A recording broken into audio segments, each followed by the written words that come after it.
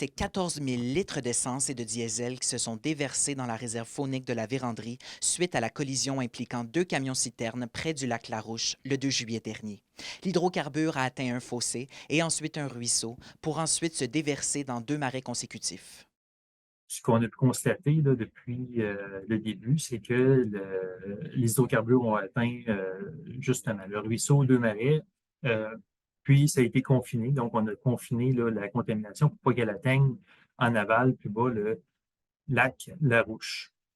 On peut le voir derrière moi, les opérations de nettoyage se poursuivent. La première phase doit durer de 3 à 6 jours, tandis que la deuxième phase est un suivi sur plusieurs semaines afin de s'assurer que le site est débarrassé de tout contaminant.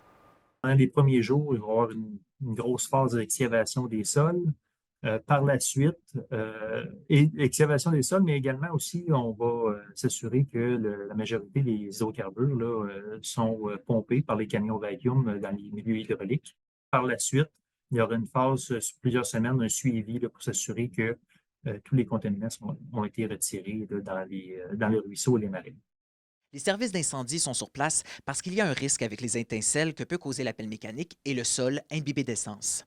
Les automobilistes devront s'armer de patience puisque la circulation se fait par alternance pour la durée du nettoyage. Le ministère de l'Environnement du Québec confirme que le lac Larouche et la nappe phréatique ne sont pas atteints. Félix Blaquière, RNC Nouvelles.